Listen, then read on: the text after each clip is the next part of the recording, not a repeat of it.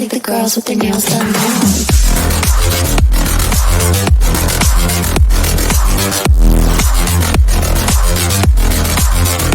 Girls with their nails done. I like the girls with their nails done.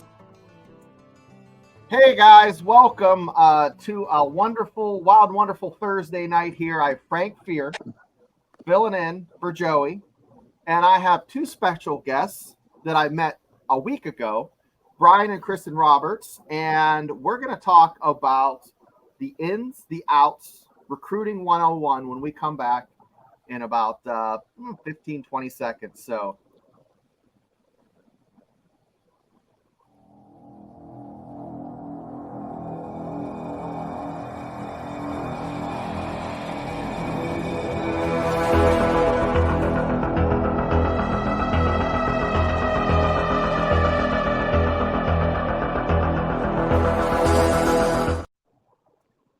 we're back, and I'll tell you what, Frank, I've been excited about this interview. How about what are you thinking? Well, it's where it's at. We really appreciate Brian, and we really appreciate you two with us, and we're looking forward to tonight. So, Brian and Kristen, I want to just, we were throwing darts about, January, trying to figure out this NIL thing, trying to figure out recruiting, how it's changed. And it's like whispers in the wind. We don't have a pulse of what's going on.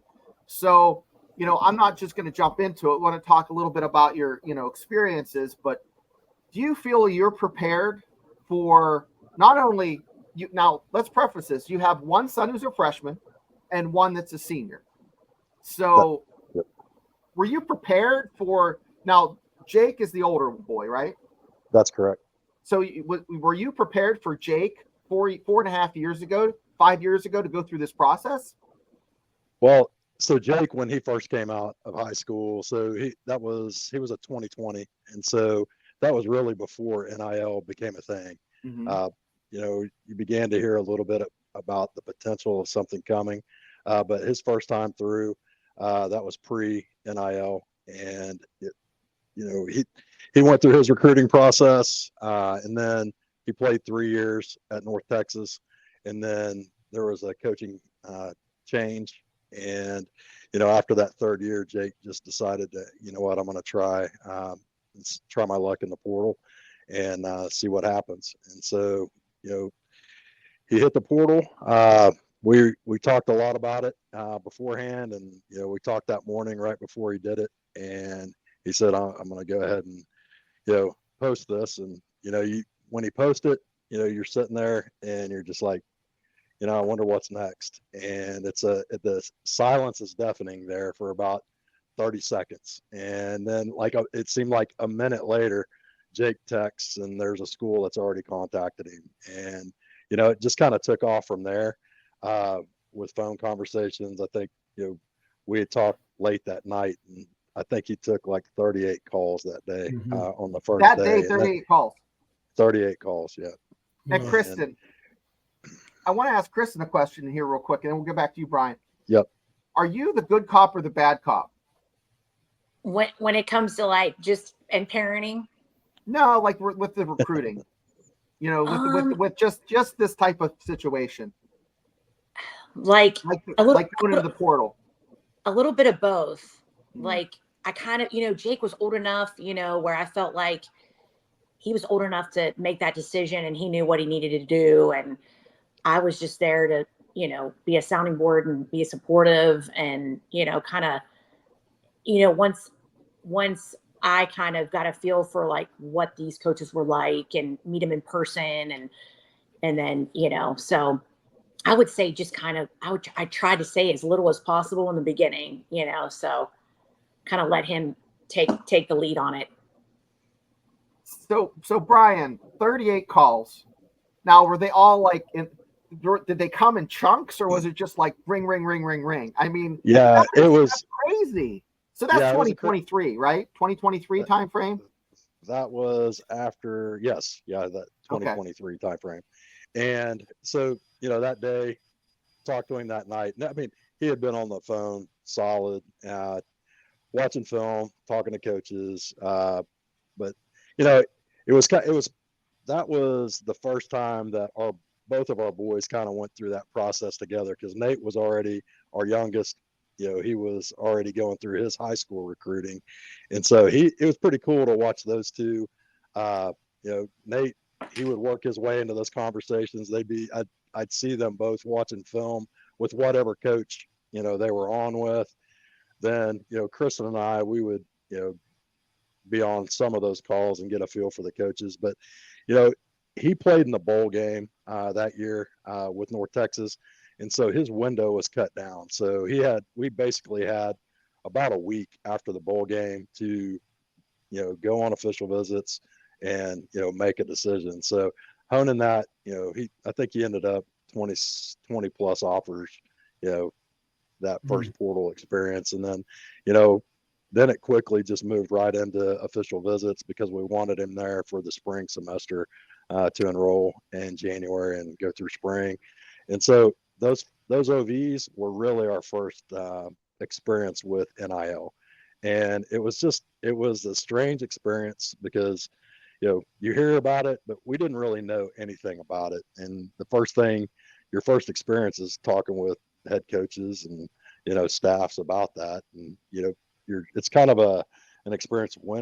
How do you approach this? And they just jumped right into it. As we honed that list down, and it was kind of new water for Kristen and I. I remember that first day he had so many calls, because he was home, because it was after the bowl game. So he was home, and I remember him on the couch taking call after call after call. And by the end of the day, he was like, I got to cut it off. Like, I've had enough that day. But so it was good. I mean, it was great. We're super thankful. It's just it going into it, you didn't know what was going to happen. And then you're like, oh, thank goodness, so it went good. So. Well, what's interesting about, Yeah, I was going to say, what's interesting about what you're saying, it was new for you, but it's new for the universities too, because this whole NIL came quickly, emerging from first a court case settled out in California, and then went state by state. And so the schools there was no template that the NCAA had that the schools were following. So I would imagine you had your son and you had different experiences with different schools. And I'm not sure, did we talk about what state you're from? That might be helpful to the. No, sir, we hadn't covered it yet, but we're from Norman, Oklahoma, just south of Washington is really the community we live in. Very good. And so, really with the NIL stuff, it was working with those staffs through that process. Jake, he was, like Kristen said, mature, played 3 years. He knew what football-wise, what he was looking for, and he was pretty specific to that. He stayed really true to what he wanted in that experience. And I have to say, like for Jake, the NIL portion of it wasn't the driver there. He made his decision, to go to Baylor based on the scheme and the coaches. And then, NIL was down the list there. That was the question. That's like a question you don't want to ask, but you want to know. So that was great that you answered that, because I wondered, what that was on the list as far as where it fell. And it appeared that, from talking to you earlier, it was not top of the list. It was just kind of one of those things that checks the block, right? Yeah, I would think, Jake is a real relational guy, and that's important to our whole family. We want our kids with good people first. Yep. And, then probably scheme. At North Texas, they ran a lot of inside zone. He wanted to play in a wide zone scheme to get that experience. And, that's what Baylor based out of. And, the more we talked with them, the more, we became interested in it, and just the relationships built from there. And, I would say NIL was on down the list for Jake. And, I think he made his decisions based on the right things, in my opinion. Mm-hmm. So you told us that it was around a week from flash to bang, from him pulling the trigger, 30 something offers, what, 38 in the first Yeah. day. That's crazy.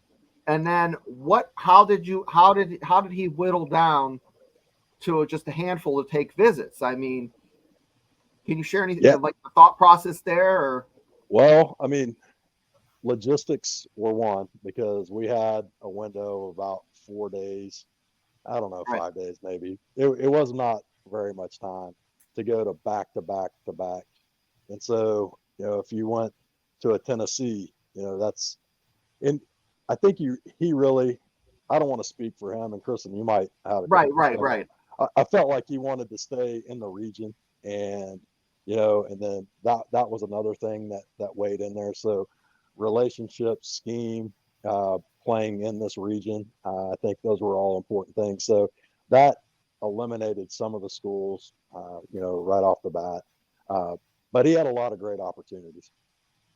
Now, Kristen, I have a question for you. Do you think because Jake had that experience, it made it easier for Nate to kind of charter those waters? I definitely think so. I definitely think he kind of looked at that and thought to himself, like this is what I'm going to want, in my experience. And I do think for both of them, it was a lot about relationships. And so I think that's why Jake chose Baylor.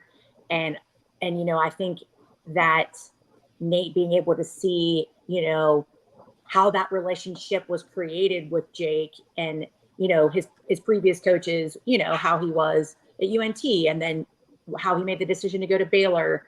I think he saw that and that, let him know, okay, this is kind of what you're looking for. And, and that's exactly what Nate wanted to. I mean, that was the most important thing, is that relationship that was built. I mean, are these coaches taking time to get to know you and your family and your girlfriend or whoever, So I definitely think Nate definitely benefited out of it for sure. Frank, do you have a question? Because I have one to follow up, but I want to see if you have anything. Well, Kristen began to answer the question that I'm going to ask, and that Jake went to Baylor. Did Nate end up at Baylor too, or somewhere else? No, well, Nate is actually a senior in high school, so he's not quite a freshman yet. So he's a senior in high school, still at Washington High School. Going to have his last semester. He'll graduate early in December, and then he'll go to Ohio State. He's committed to Ohio State. That's what I thought when Shane and I talked earlier today. Well, that's wonderful, because they're both, one has already played Power 5 football and the other is going to play Power 5 football at a contending school. That's what has been the experience for Jake at Baylor. Not so much just the culture, but the football experience. Coming in, has it gone the way he thought it would go? I know he's not here, but from your perspective, what would you say are some of the highlights of your older son at Baylor? I think that the relationships that he had with the offensive coordinator, who was also the tight ends coach, and the assistant tight ends coach, I think he had an awesome relationship with both of them. I think he got to experience a totally different culture, whether, there's great things about every culture, then there's negatives about, every culture, so he got to experience that. And then, obviously the friends that he's made along the way, and then just the development with the scheme that they run, the different offense compared to UNT, way more complicated. I mean, he was going through at breakfast one Sunday morning after a game, and he was talking about the plays that they would run and how long, like, just to memorize each one. And he went through one, like, oh my gosh, that's just one play. So it was a lot more complicated and probably more pro style, I would think, which is a great experience, So now that he's at OU, he's back with Coach Luttrell, who was at North Texas, the head coach at North Texas. He's the offensive coordinator now at Oklahoma. So it kind of came full circle. So when, his OC at Baylor was let go, and the assistant tight ends coach was let go, he decided, I might want to go back with Coach Luttrell. So that's kind of like how that all came about. Oh, I see. Very good. So, Very so good. an interesting, What, uh, an I was interesting just going to say point, what, Frank. Yep. I was just going to say what position. I'm not sure we talked about that. Tight end. They're both tight ends. Very good. Okay. Sorry, Brian, go ahead, please. Yeah, no. And then with Jake on that second transfer, so, when he was at Baylor, had a great season, outcomes, overall, weren't what we would, anybody Yeah. wanted. But so they made a move, made a change in offensive coordinator. And, they had that one transfer rule in place, so you could transfer one time. And, so Jake was, all right, this is where I'm at. We're going to go through a spring, see how it goes. Then he would graduate in the spring, and then he would have the ability to transfer if he liked. Well, the NCAA, they took down the one transfer rule, and so that opened that back up in December, where he could transfer again immediately if that was his preference. And so, with the OC change there at Baylor, he went ahead and, entered the transfer portal for a second time, and then ended up at Oklahoma again, like what Kristen said, with Seth Luttrell there at Oklahoma, which is about 15, 20 minutes up the road from where we're at. So it's nice having him around.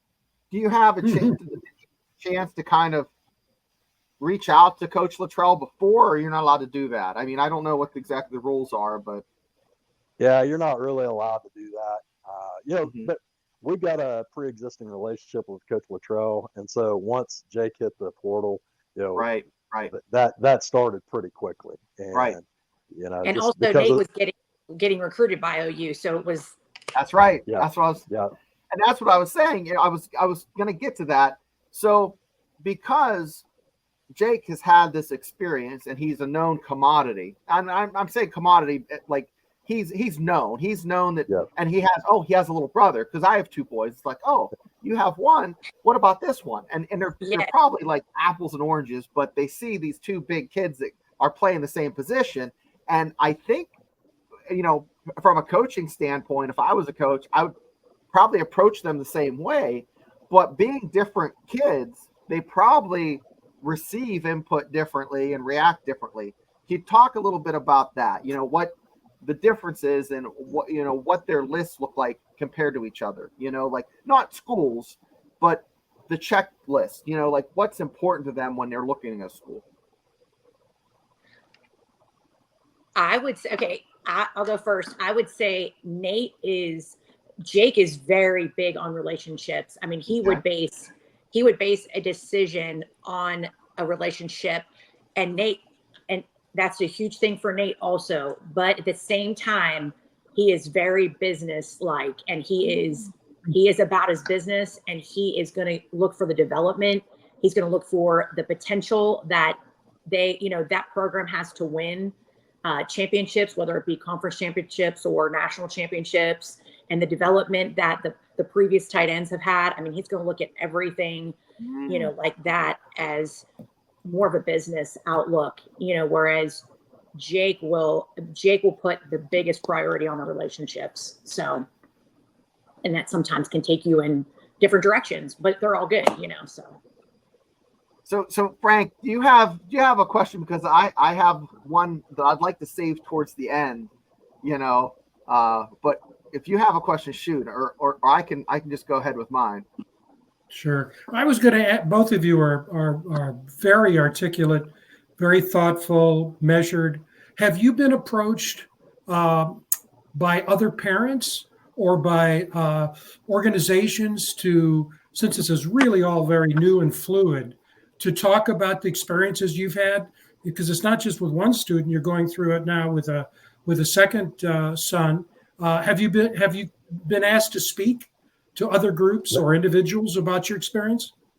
We haven't yet, and that's something that Chris and I talked quite a bit about, because we've been through this, and we've also got a third kid. So Riley, our daughter, plays volleyball, and so she's at the University of Central Oklahoma, and so all three of our kids have gone through the recruiting process and have had different experiences. And so even with our experience that we've been through, with each of the kids, we learn something new almost every day. And so Wow. I'm thankful for, Kristen and I both have an athlete, we both were collegiate athletes, and, we had our own experiences, then the kids, and I'm thankful that, Kristen and I, we have that communication between us, but we always, welcome the opportunity to share the stories with others and what we've learned.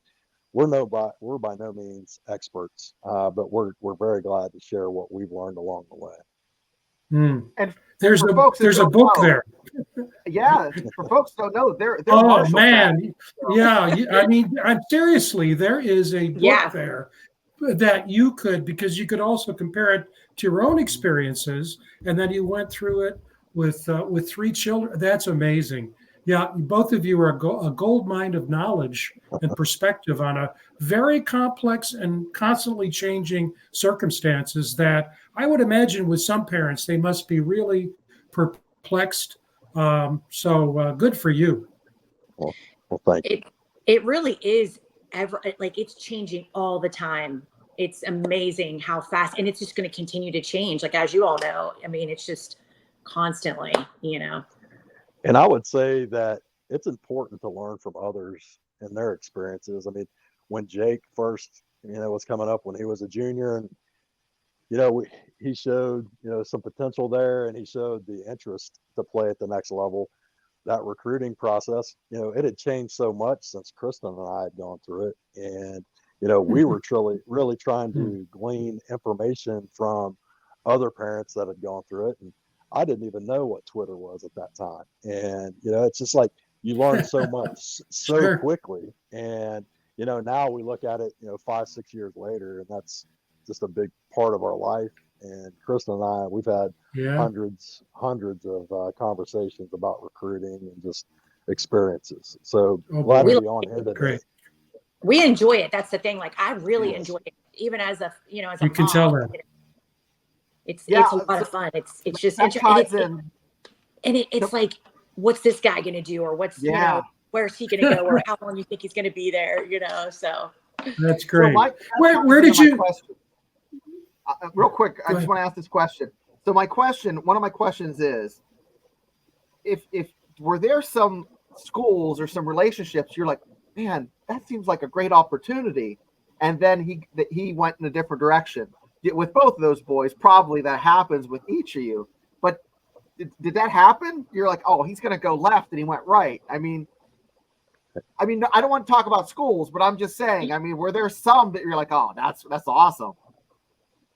Well, we talk about, okay, so with Jake, we were probably more involved in that process on a daily basis, and like just free flowing dialogue. And part of that was because of the time frames and just, working down that path. And so I felt like, we kind of had a better idea with the direction there. Now with Nate, like he, coming up, his first offer was the spring of his freshman year. So his recruiting got kicked off early, and, he's got, I think almost 40 offers, sitting now going into his senior year. And so his recruiting process was very active, and we had a lot of discussions, and, we try to weigh out the different variables. But like Nate, while he's very business focused and, doing the right thing, as far as his development and the opportunities ahead, he's also kind of a free spirit. So, and he's gonna make his own decision. And so Kristen and I were probably more, along the lines of just helping to guide, the process and answering questions as he had it versus trying to direct him. And so really that made for an interesting ride, really. So, I mean, yeah, there were some twists and turns along the way, and I think there were some surprises. Kristen, I don't know your thoughts. Yeah, to answer that question, I do think there were times where I'm like, oh yeah, like he's gonna do this or he's gonna do that, and then it would kind of like, yep. So you're like, kids, I get it. You're like, oh yeah, this is what's gonna happen. I'm like, what? Right. I had this figured out. I've known you for all these years. What the hell are you thinking? Yeah, I remember Kristen one time. She's like, we're talking about it in the living room, and like Nate's in his room, and he's like, she was talking about, how could you expect to know like what decision he's going to make? I mean, he's just like, he's right there in his own room, and we don't really know where he's leaning or which direction he's going. It could be 15 minutes up the road or 20 hours away. So it's been an interesting ride. So go ahead, Frank. You had a question. I interrupted you. Well, I was interested in you both played collegiate athletics. Where did you go to college, and what did you play, the two of you? We went to Marshall University in Huntington, West Virginia. Go Herd. I played volleyball, and Brian played football. How about that? Very good. Yes. Thank you. And I'm from Wheeling, West Virginia. That's Oh, wow. They saw a guy with a WVU hat in the airport, and Yeah. they're like, they didn't run away, Right. Right. Like Brian said, we grew up in the blue lot, tailgating growing up. So it was great. Yeah. Yeah. Yeah. The Great Northern Panhandle. Yeah, Yeah. it's great. Yes. Wheeling, I'll tell you what, Ogilvy Lights. I live over That's towards Slippery Rock, so I'm not far from there. Okay. Yep. Yeah, but I want to ask you something else. Having two boys in there and brothers, and I guess the sister might be talking a little smack too, but Oh, do yeah. they give each other heat? Like your conference sucks, or come on, give us a little bit of insight. Do they talk shit? Oh, yes. I think it's getting worse as they get older too. I love it. When they were little, so Nate, he's just been the little brother, and so he just fell in with Jake and his friends so he grew up competing with those guys no matter what they were doing. And I was like, well, maybe we should put a basketball goal out in the driveway, and so we did. And I mean, it wasn't even like a month later, and I was thinking about maybe I should take that down, because there'd been about 15 like different really instances. Like Nate would come in, he'd be bleeding, it's just like those guys, Nate just grew up competing. And I think Jake's always been a great big brother to him, and just it's been interesting to watch their relationship evolve, not just as brothers, but also sharing experiences in the recruiting process. And I think we see, although they're competitive, like they're very protective of each other, and they do share those experiences. And like Jake, although he's at Oklahoma, and Oklahoma was really that was one of those schools right there at the end for Nate, and we have some great relationships there, and that's a school we really appreciate. And Jake loves Oklahoma. I'm sure Jake would have loved to have had him there, but he wanted the best thing for Nate, what Nate thought was the best fit for him. And like Jake didn't try to guide him down a path. He was there to answer questions and tell him about the programs and, what he thought was great. But it was just interesting to watch those two interact throughout. So this time you answered a question I don't even have to put on my list now, but so look from the outside looking in, I'm thinking there's some programs that are apples to apples that are just very comparable. Is that true at the top, at the tippy top? And is there a huge drop off between tier 1 and tier 2 schools? And tier 2 schools, I'm talking, not a particular school in general, but you know what I'm saying. There's a certain drop off you see from programs that just don't have the money. Yeah. So what do you think? Do you think there's a huge drop off, and were there apples to apples, or are they all different flavors and there's no comparison?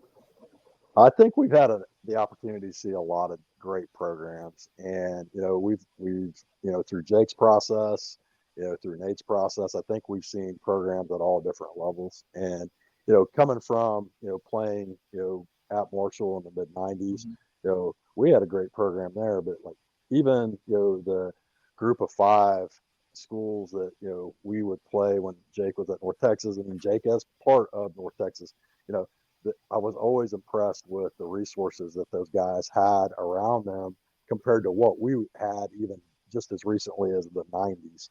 And then, as you start to look at the Power 5 schools, the power conferences, the elites. It's just unbelievable what the resources and the programs and the opportunities that these guys have access to. It's just there's so many great things available to these guys. It's quite honestly, it's a challenge to keep it straight. And so we would take notes, and Nate would keep notes on his phone, and just to try to keep our facts straight, because sometimes that can run together.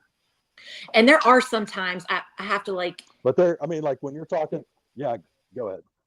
Yeah, there are some.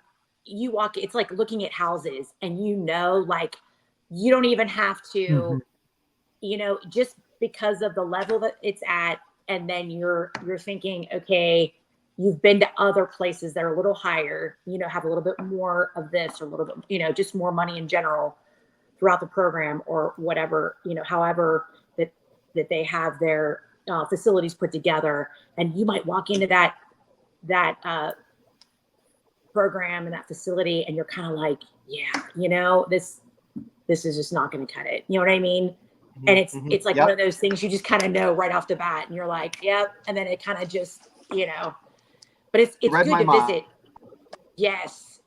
So it's pretty much, you're kind of like, okay. Was there anything that just blew your mind? You're like, oh my gosh, how do they have that? Like I went to a house one time and it had a fake door. It was like it looked like a shelf, and you went up to like another bedroom. So, Right.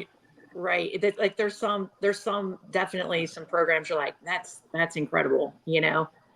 I think the ones that impressed us the most were the ones that emulate the NFL teams, that do the things that the NFL teams do, like scanning the feet and, molding their cleats, and just things that like this, and 30% of the NFL teams only use it. It's not even like all the NFL teams have it. It's like they want to emulate, what they do. And okay, we had these types of injuries, so we're going to stop this. We're going to, get the cleats that are molded to their feet, and we're going to scan them the day they come in. They are going to go to that foot scanner, and they're going to sit on those foot scanners, and they're going to have their cleats made for them as soon as they start. And it's just things like that, And I would say too, like Kristen was saying, I mean, everybody's got great facilities, and it's it's pretty consistent there. The differentiators are, the strength and conditioning, the nutrition,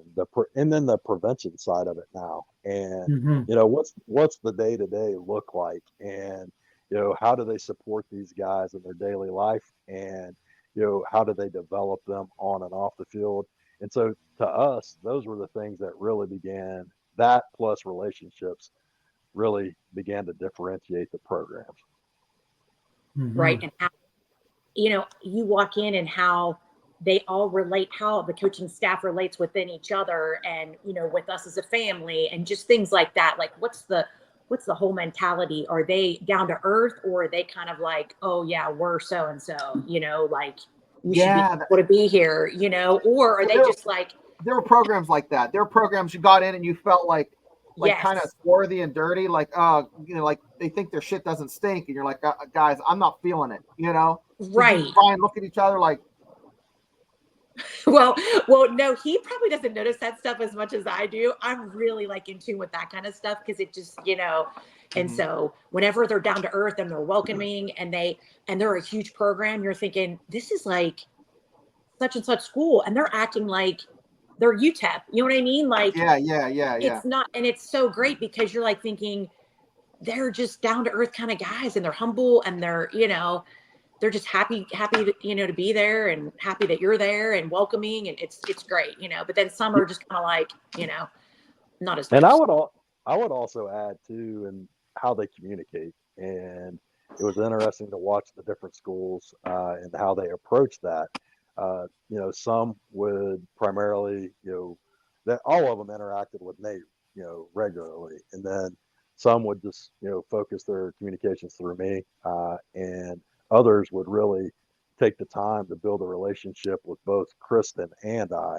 And to us, those things matter. And because, moms, they're a big part of this process. And, it's, that nurturing nature of a mom and just that sense that a mom had.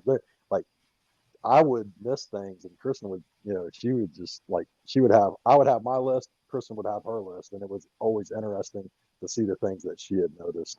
So I think the communication side of it, the communication piece with Kristen and moms in general, that's very important in this process.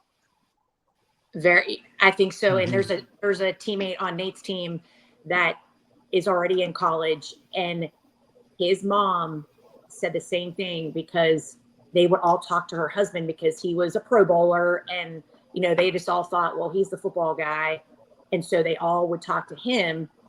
And the one team that built the relationship with her, that's where he's at, and it's just Mm. really interesting. And the one that has the best relationship with me, that's where Nate's at. You know what I mean? So it's just kind of like Yep. you as a mom, you have to. I mean, we're a big like factor. I don't think some of them realize that. And um, if we trust that person, we know we have a good communication with that position coach, and we know once they get there, we're going to be able to know what's going on with them. Because it's not going to be easy. And so it's just kind of interesting.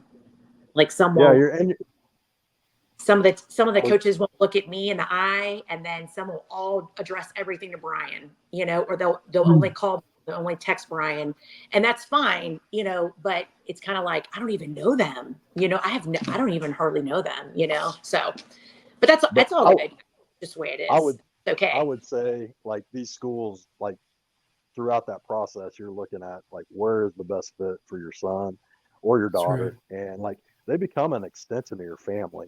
There's a lot of trust that you're extending to these Mhm. staffs with your kid. Like it's a kid that you've raised and you've nurtured. And, I mean, you want the best for them, and you want them around good people, and you want to really look past. You want to see deeper than just the cell. Like there's always those things that the hot points of each program, but like the deeper, like what are they like as a person? How do they communicate? How, what's it going to be like, if, your son or your daughter has a need late at night, like they're relying on this person and they're 15 hours away from home. Do you have that level of trust in them to take care of your kid? Right. And it's going to be hard. And what if they have, what if they broke up with their girlfriend, or they failed a test, or, whatever Yeah. it is. So, Yeah. And at the end of the day, they're not grown ass men yet. The No. right. Jake's pretty close, but until I know a lot about adolescent males because I was in the army, and the male brain at 25 just takes a shit. And it's not until they hit second puberty they get some common sense. So you know what I'm talking about, Frank. Right. You taught school for a minute. But Yeah. yeah. So my last question, and you guys have been great. And so if you had you each have to go, and I'll go Brian first, and you can alternate if you'd like, so you can think of the answer. Yeah, if you had to give a parent a checklist and just pick three things to make sure that school had, and everybody's queer for the gear. I like shoes, I like backpacks and that kind of stuff. When I was in the army, I liked the backpacks, but I'm talking like what are some key things that parents should key in on, that, or some red flags that you might have seen. Three things each. Putting you on the spot. I know this is tough. Yeah. No, I mean, and I want to give a thoughtful answer. I'll share some thoughts. I don't know if it'll end up being three, but I would say first, go into it with an open mind, and don't be realistic. I would say, be realistic with the skills and abilities and the levels, because I think, like we talked earlier in this conversation, we saw great things in the group of five programs. There's so many great schools out there. I would Mhm. I would encourage a parent not to just get locked in that it's D1 or bust, because there are a lot of great, like big, Power Five schools, but there's a lot of great programs in the group of five, and then also at the FCS level, Division II. It's just like, to me, I would share with a parent. I think it's most important to find find your kids fit. Let them find their fit with whatever program that is, and don't get too locked in on what level that is. I would say there's a lot of variables that go into finding your fit, but one is being realistic and don't limit yourself.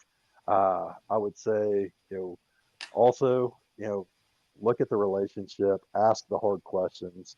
Don't be afraid to ask those hard questions, because you know what? There's no question that's out of bounds. Honestly, you got to look for the best interest of your kids, and trust your gut. Like, if you have that feeling, don't sit on that. I mean, talk with your wife. Talk with the kid. But it needs to be shared, because this is a hard process, and there's a lot of different factors out there to weigh, and it's you gotta, at the end of the day, you gotta make a decision, and really, you have to make a decision based on what you know at that time. One thing that we've learned is college football is very fluid, and things are continuously changing. And you can what if these things to death. Like, you can what if, and you can try to force rank, and really, when it's come down to it, it's that gut feel, it's that relationship. I would also just say, just take a look at, have the kid define what's important to them, and try to find that program that best fits that mold.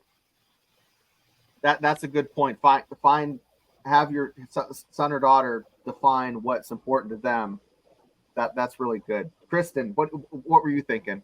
Right. And I want to add to that, is because, when we talk about everything, I know we talk about how we view it, but I want everyone to know that this really was, Nate's decision, Jake's decision. Like, this is like, I just basically want to sit back, listen, give my opinion if they want it, if they don't. But we kind of knew Nate's personality was a little different than Jake's. Jake's going to talk a little bit more, whereas Nate is going to be more reserved. So what we did was we got like a huge Post-it note, and every so often we would go down the checklist and we would put the things that were important, relationship with the coaches, the facilities, the, distance or game day experience, drip, anything that they would, things that are important. I'll tell you what, those shoes that scan your feet, all those Post-it notes go out the window. It's all drippy drip. It's like, I know that Ohio State has those little lounging chairs with the swag and underneath, and you put your helmet up. It's pretty. It really is. And the one thing, we realized that with Nate, he liked that process. Like, it wasn't like us drilling him about something and asking him a ton of questions. It was just him being able to, like, put it up on the wall and write the things that were important to him, and then kind of rate it from 1 to 5. And that was what we did, like, over and over again. It wasn't just one time, it was like continuously. And so, that was a big factor. And also for parents, when I would watch certain teams and how they were with the media, how in interviews, how professional were they? That's a good take, Kristen. I didn't think of that. I think about, I look at Ohio State players, and they're so professional. They're very well spoken. They think before they speak, and they're very, they're not, just like out there, like, saying stupid thing. They really think, they're very thoughtful. And I think that comes from the culture that they are a part of, and just from what we've seen. And so that part of it, I really like that part, because I want him to become that type of man when he's a professional in the professional world. I want him to be like that with other people as well. When he's addressing anyone on the street, a homeless person or whoever, I want him to have that same empathy and that same compassion for everyone he talks to, so I think that's a big deal. And what kind of, do they really focus on their mental health, like counseling? It's tough, for anyone, like, do they have that going on for them? Do they talk about that? Or, just anything, like OU has Soul Mission, and it's an unbelievable, Jake's going through that, internships, things like that, outside of just football, so although, that's why they're there is football, but there's so many other things that these programs do for these guys, and boys, so, Mhm. and we're super thankful for the opportunity because, I just think there's going to be so many things that they learn so hard, but so rewarding, so, Mhm. but I Yeah, would say to parents, just charitable try to, works. and, it's like every kid different. You have to know what makes that kid tick, and they have to know what makes them tick. And once that kid realizes, your child realizes what motivates them and, is going to help them be successful, then that's really a big part of the process, so. Mhm. Another thing I would share with other parents is just be forgiving as well. I mean, you're going to make mistakes, and that happens. This is not an easy process. We're very thankful for each and every opportunity, and we realize like our children, like they've had unbelievable opportunities and very blessed, and we appreciate it. But as you're going down through this process, like you have to be forgiving with yourself and each other. It's just it can be stressful at times. It's a lot of fun, but mistakes will be made, and that's okay. It's like, but don't if you make a decision and you reflect on it and you feel like, man, that's maybe not the right fit, or I've got this question. Don't sit on that. It's an important decision. You need to talk about it, and don't be afraid to change directions. And also big thing, take your time, because there's going to be some coaches that will reveal themselves to be something they're not. And also, if you hear that person is interviewing for other schools and that's true, that's a red flag. I mean, by the time your child gets there, they won't even be there, so. So I think that's Chris, when you picked up on that, that's a good point. Did you pick up on that during the process, and you started to watch for that? Did something happen that you're like, you kind of had a feeling about it, and then it just kind of became more prevalent, like the further you went along, and then you're like, okay, maybe I wasn't crazy. That was, but you kind of let it play out, so. And it was interesting too. Some coaches would be, some you would hear like on Twitter, or you'd hear through different means, like they've been interviewing, or you might hear from other coaches that other other coaches are interviewing. But those that stood out to us, I don't want to speak for Kristen, but those that stood out for me were those that would call us and let us know, hey, you may hear that I did interview for this position, and this is why. And you always you respect that. Mm-hmm. Yeah, and you don't. I tell you what, nothing's worse than someone shoveling dirt on someone else. Come on, man. Right. Like that's sleazy. Right, and then and like some will start doing it a little bit, and then they'll start doing it again, and they'll do it again, and it was like that was their only tactic. It wasn't like passive aggressive. Yes. Death by 1,000 paper cuts. I hate that shit. Right. But I would tell you, we met so many great people throughout the process. Right. And it was just unbelievable to sit there and think, you're here and you're sitting in this coach's office, and just the time that they gave our families to answer our questions. We really appreciate the opportunities that our kids have had and those experiences. So. Now, you don't have to answer this. Okay. This is like a bonus question. This is, if you were to do an honorable mention of a couple programs other than the programs your kids are at, what would you just say you're most impressed with? It could just be they were nice, or they had a nice sauna, or just throw us some name of like a couple programs you're like, man, they exceeded my expectations, in some way. And it doesn't have to be like a banger program, but just someone's like, wow, I was impressed. They were not what I thought they'd be. Kristen. Okay, I will say Penn State's weight room was unbelievable. It was like brand new, like $69 million. I think they said it cost. It was insane. Like it was just insane. It wasn't the creamery. It wasn't the delicious ice cream at Penn State. Oh my gosh. Well, okay. Another thing about Penn State was the wrestling match we went to. That was incredible. Yeah. Yeah. one of the best things of the whole recruiting process. And the creamery, the ice cream I was going to go to Penn State, but I went down to Morgantown. It was my second pick, and there were guys on a yard drinking and leg wrestling, and I'm like, this is my home. bingo. They're leg wrestling. They're nice, you know. No burning couches. That was there too, but the people were nice, and that's why I came to Morgantown. But West anyway, Virginia people are amazing. yeah, super nice. Yeah. Yes. So Penn State, Kristen, is there another one that comes to mind? So the weight room. Penn State, yes, weight room.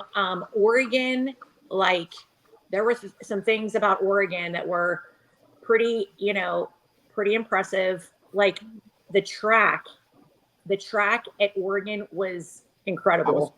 I was just out there last week. I was in Corvallis and Eugene. So yeah. Oh my goodness. I know. It's just, I will say that indoor facility that Oregon's about to build is going to be something that's going to reset the standard. Oh yeah. Although the standard wouldn't need to be reset because it was 106 on Tuesday, and then the Monday was 103. So it was just, but it was dry. It wasn't like as muggy as it was Saturday here in Pennsylvania. But Yeah. Right. I'll tell you, one of the coolest experiences throughout the process for me was Nate and I were at the Tennessee-Alabama game when Tennessee won there in Knoxville, and just the environment was electric, and just like we were sitting shoulder to shoulder, and you had to lean over to talk to each other, and just how, just the environment, that SEC environment, just the Tennessee fans, they stuck out to me throughout the process. And you're never going to unhear Rocky Top. When you hear it, you get goosebumps. You know what I mean? It's just it's like if you ever get in a fit. I told someone who's going to West Virginia to do something they never been. I said, if you get drunk, you get in a fist fight, just start singing Country Roads, and everything will be cool.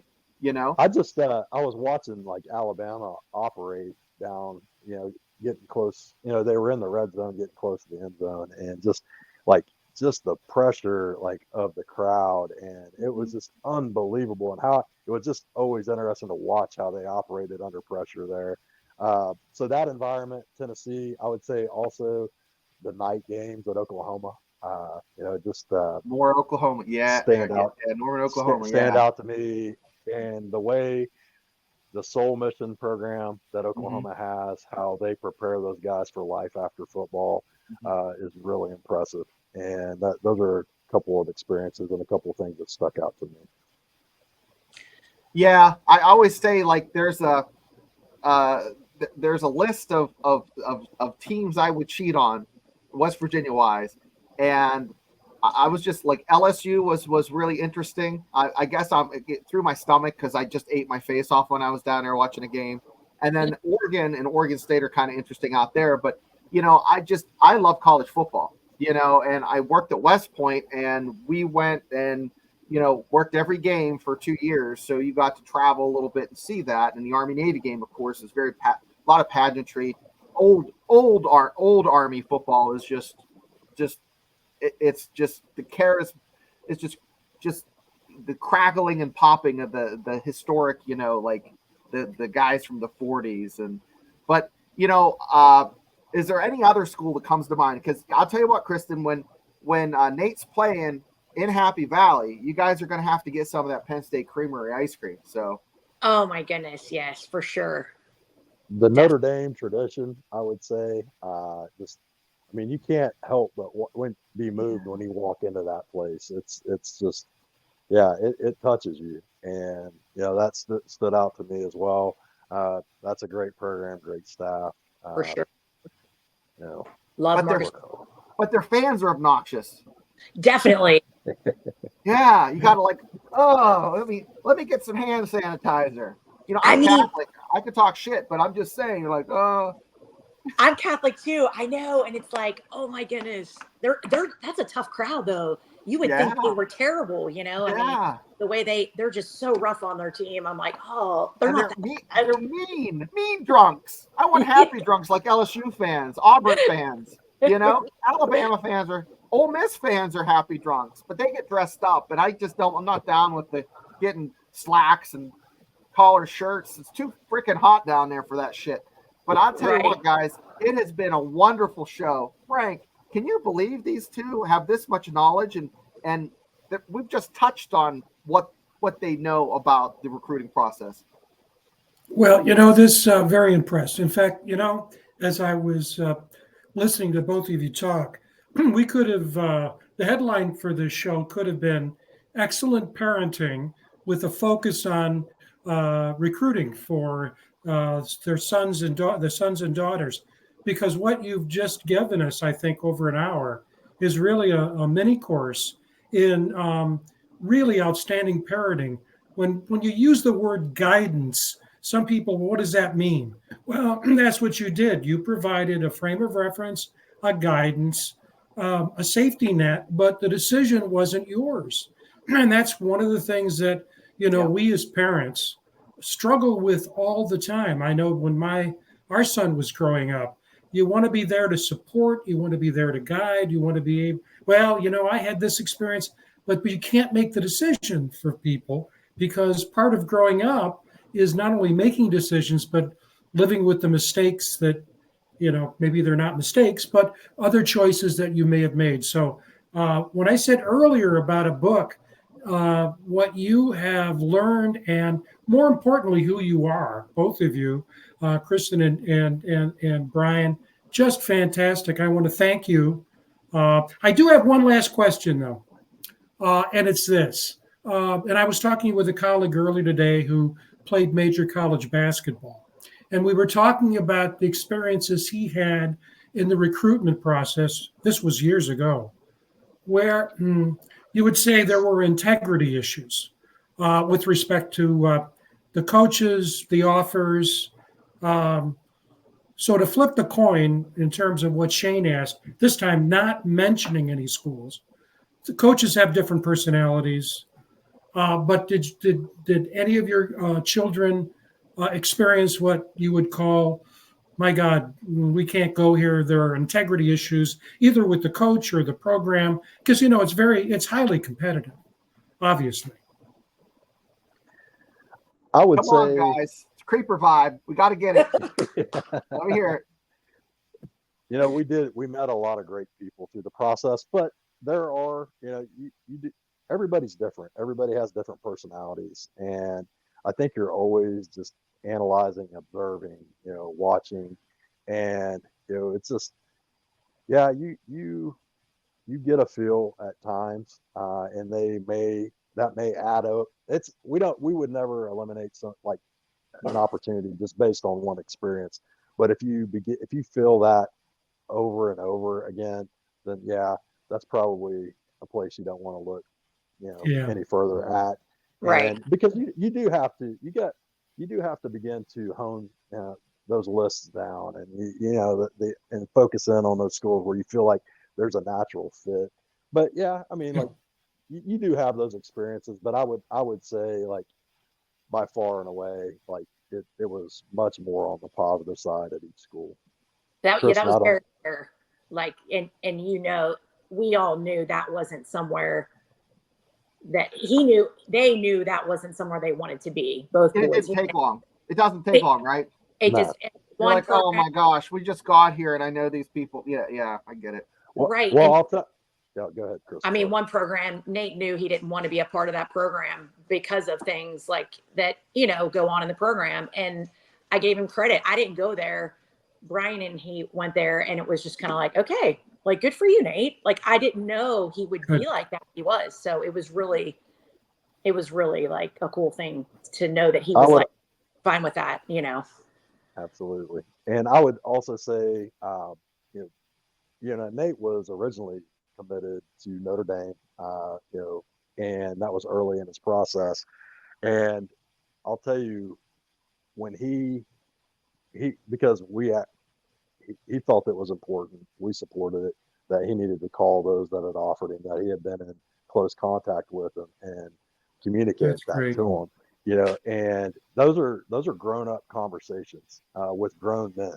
And this, these are young kids going through that process. And, the vast majority were very positive with that interaction, and they played the long game because like we said, college football is very fluid.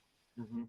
But there was, one or two that didn't like, and they probably were more emotional about that than, I would have liked to have seen. But you know what? That told us a lot about, those individuals. And, that just reinforced, it was interesting. That mom sense, Kristen, those that reacted that way, Kristen had identified in the process. It's like, hey, I don't know about them. And it was just an interesting observation to see that prove out. But people will tell you a lot about themselves when they face adversity or something doesn't go their way, when it gets tough. And that was an interesting process for us that told us a lot. Thank you. That's Thank great. you guys for having us on. We really appreciate it. It was a lot of fun. Yeah, we're gonna wrap up the show, but don't jump off. I'll talk to you after show a little bit. And guys, I'll tell you what. If you like the show, like and subscribe. If you don't like it, like and subscribe it. Share it. We're here every Thursday around this time, 8:00. Frank, Wednesdays. Tell us about your show. Well, we have a program that is called Mountaineer Locker Room Then and Now. And the reason it has the subtitle is that we talk about today, but we also talk about those Mountaineer players and programs and coaches of yesteryear. Last night, and Shane listened in, we had a player who played in the Sugar Bowl in 1954. He's over 90 years old. And we had a hell of a time with him. You see, Gene Lathy is his name. He's down in Dunbar near Charleston. And I think he had fun. We had fun.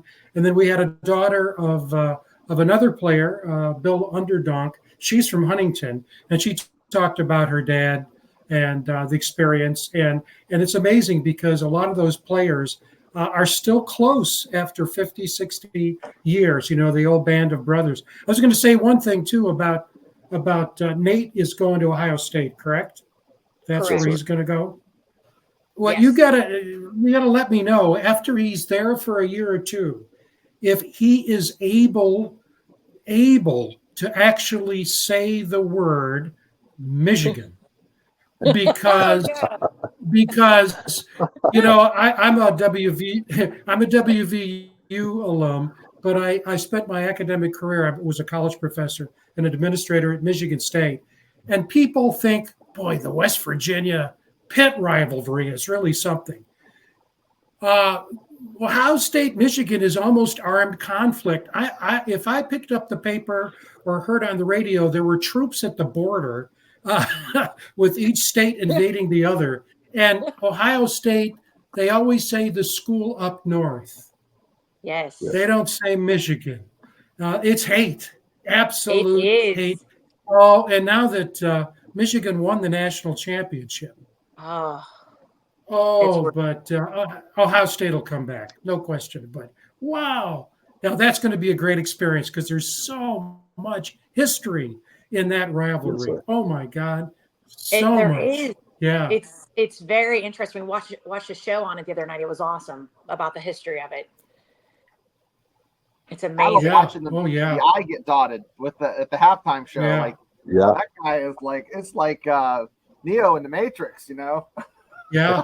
You know what you can do? You can tell Nate this, because what you don't want to do is to get into anything that'll send you to jail for punching someone. But if he gets nasty stuff from a Michigan fan, here's a question he can ask. Oh yeah, those days back there with Woody Hayes and Bo Schembechler. How many national championships did Bo Schembechler win? And the Michigan fan will, and before they answer, Nate will say 0. They didn't win one under the great Bo Schembechler. And boy, they get really pissed off, because Woody won a ton and Bo never won one at all. So yeah, it'll be a great experience for him. Yeah. We'll let him know. Good for luck. sure. Yeah. Thanks thank for you, coming man. on. And stay on. I'll talk to you right after the show. But guys, we're going to wrap it up here. You can see me tomorrow night on the Friday show. We're going to be on at 8:00 Eastern Standard Time. And we're going to talk West Virginia sports. last or 2 weeks ago, before I had to go out for work, we talked about West Virginia stock on the rise. We're going to talk maybe about the Big 12 being the stock that's on the rise. So tune in tomorrow, and thanks for being here, and we'll see you soon.